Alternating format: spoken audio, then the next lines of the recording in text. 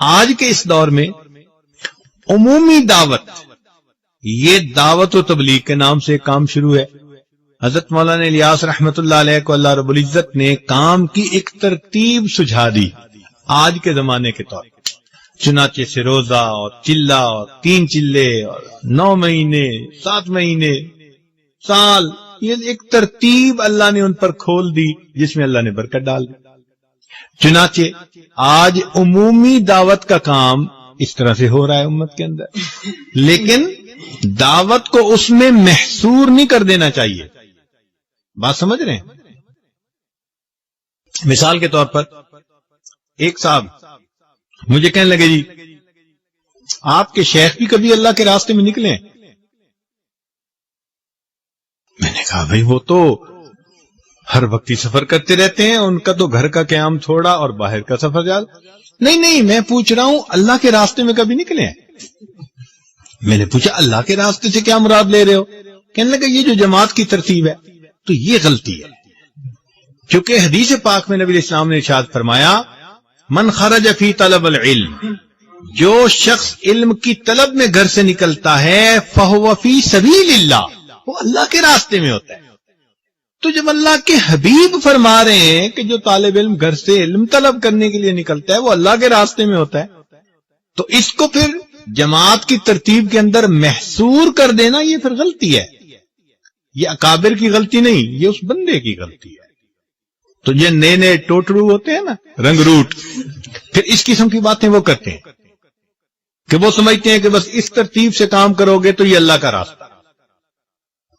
میں نے اس سے ایک سوال پوچھا، میں نے کہا کہ بھئی یہ بتاؤ کہ آپ جو سمجھ رہے ہو کہ جو ترتیب حضرت مولانا الیاس رحمت اللہ علیہ کے اوپر اللہ نے کھولی یہ اللہ کا راستہ ہے، تو پھر نبی علیہ الصلوۃ والسلام سے لے کر مولانا الیاس رحمت اللہ علیہ تک کے درمیان کے حصے میں لوگ اللہ کے راستے میں نہیں نکلا کرتے تھے؟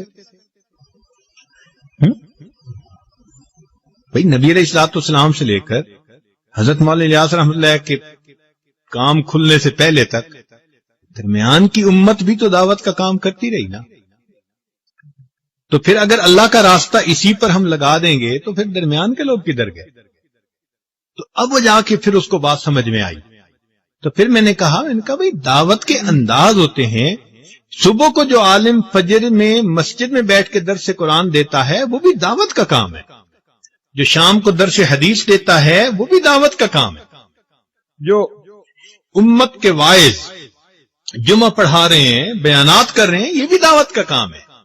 جو مشائخ لوگوں کو اللہ کی طرف بلاتے ہیں یہ بھی دعوت کا کام. یہ انداز ہے مختلف، اس کو محصور نہیں کر لینا چاہیے. ہاں یہ ضرور کہنا چاہیے کہ عمومی دعوت کا کام اللہ رب العزت نے اس وقت جماعت کے ذریعے سے لیا ہے، اور ان کے لیے دعوت یعنی اس کے لیے خود بھی دعا کرنی چاہیے اور جتنا بھی ان کے تعاون ہو وہ کرنا چاہیے. یہ تو بات اپنی جگہ ٹھیک ہے. اسی لیے کہتے ہیں کہ مولانا یوسف رحمت اللہ علیہ حضرت مولانا احمد علی لاہوری رحمت اللہ علیہ سے آ کر ملے جو رئیس التبلیغ تھے. تو انہوں نے آ کے اپنے کام کے بارے میں کچھ بتایا.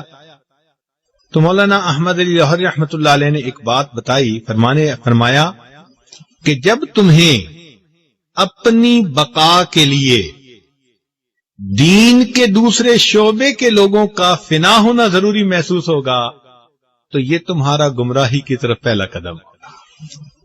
جب تمہیں اپنی بقا کے لیے دوسرے شعبوں میں کام کرنے والے لوگوں کا فنا ہونا ضروری، تو اس لیے یہ بھی ایک غلط فہمی ہے کہ انسان یہ سمجھے کہ بس صرف یہ ایک دین کا کام ہے. مدارس والے دین کا کام کر رہے ہیں اور یہ ترتیب نبی علیہ السلام سے چلی، اصحاب صفہ سے چلی اور آج تک چل رہی ہے. تو اس لیے طلباء کے ذہن میں یہ بات کھلی ہونی چاہیے کہ دعوت کا کام اللہ کی طرف سے منصوص قرآن و حدیث میں بتا دیا گیا ہے، لیکن طریقہ کار اللہ نے امت کے لیے کھلا چھوڑ دیا ہے. ہاں یہ ہے کہ دعوت کا طریقہ نور نبوت سے ماخوذ ہونا چاہیے، انداز نبوت کے خلاف نہیں ہونا چاہیے.